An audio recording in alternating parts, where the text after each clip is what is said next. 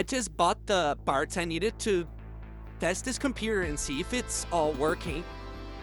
With also the Bitcoin donations I got from the previous channel, I was able to buy 2 sets of 8 giga RAM DDR3, and hope it fits well. And it should fit.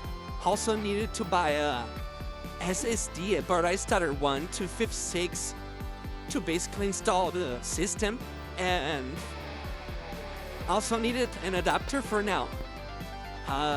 DisplayPort to HDMI, because Snurr is the only on-board video options I have, and after installing the system it all worked fine.